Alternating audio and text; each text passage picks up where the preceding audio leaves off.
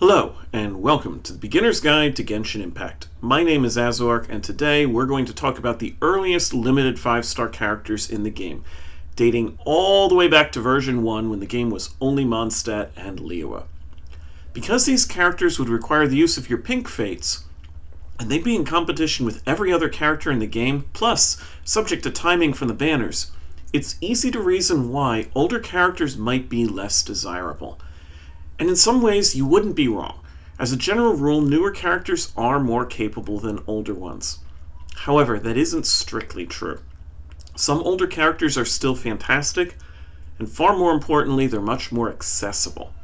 The question of if you should go for an older character versus a newer one heavily comes down to how far in the game's story you are.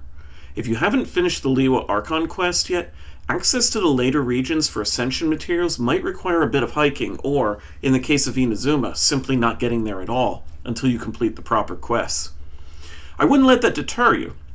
Running one time across the countryside isn't the worst. However, if you want to take the game in sequence rather than leaving a Swiss cheese patchwork across your world map, looking at the old standbys might be an easier option.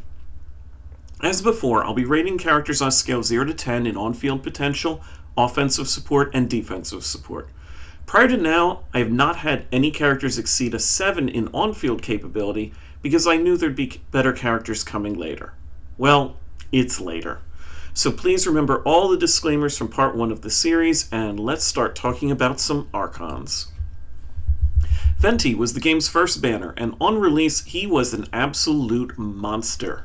The uncontested best character in the game because of his burst, which could grab groups of enemies, jerk them around, dealing damage, and keeping them from hurting you. The developers recognized that he was maybe a little too powerful, so they started making enemies that couldn't be lifted, and focused on a lot of domain encounters being 1 or 2 really beefy enemies, rather than a large swarm of trash. And just like that, Venti was in the tank.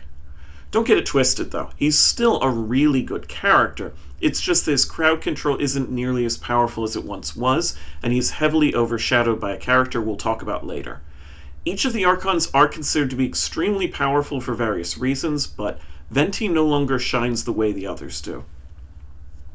Klee was the first DPS released on the banners, and she was met with very mixed reception.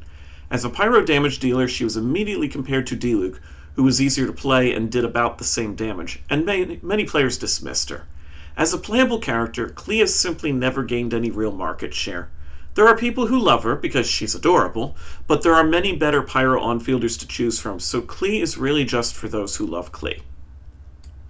The third release was Tartaglia, aka Ajax, aka Child, aka the 11th of the Fatui Harbingers.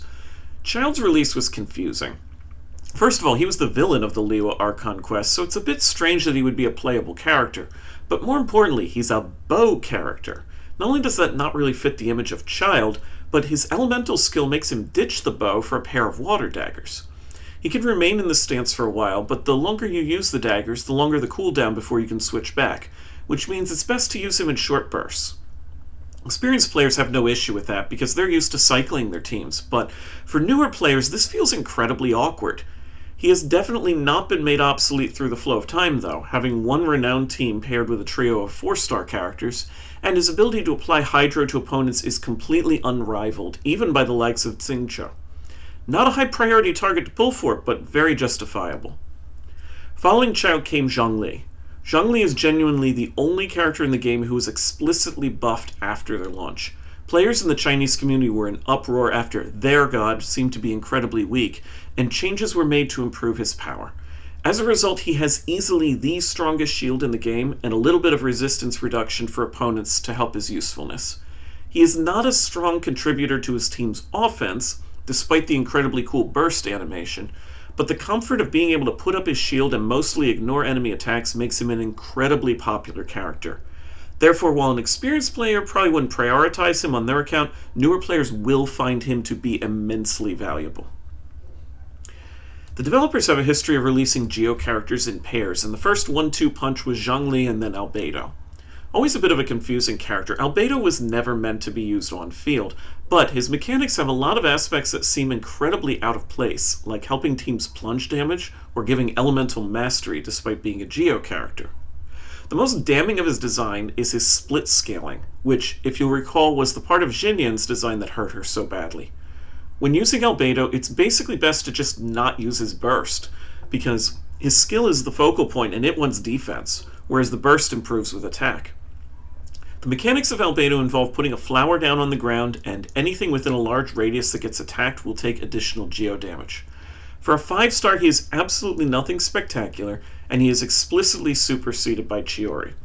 Genshin does their best most of the time to avoid power creep, but Albedo is one character who has truly been power crept. And then we get to the Coco Goat herself, Ganyu. Who could have guessed that such an unassuming character would be the one to define Genshin's power level for the next 2 years? However, Ganyu had incredibly strong damage on her special charged attacks, with the only downside being that you had to stand in aimed shot mode to use them. No cooldown, no energy, and very high damage meant that she set the bar for future characters. Many who have come since have easily leapt that bar, and Cryo as an element has not been as well supported as others, especially due to how many unfreezable enemies there are now. Ganyu's best to play with a shield and with some kind of off-field elemental application, preferably Pyro. She's not a high-demand character anymore, but if you enjoy the idea of shooting aim shots, it's her, Tignari, or Lyney. After Ganyu established the expectation for a 5-star damage dealer, Xiao came along and matched them. As an Anemo damage dealer, Xiao was unique for a long time. He basically had no team synergy at all and got by on raw power alone, launching himself into the air and then smashing into his enemies from above. It's a playstyle that some people love, and I personally find kinda annoying after like 20 minutes. However, as time has gone on, Xiao has gotten the support he needs to complement his team, and as such he is deceptively one of the strongest damage dealers in the game still to this day. The only problem is to reach that level, you need to invest into a number of other 5-stars and get a high constellation Farazan.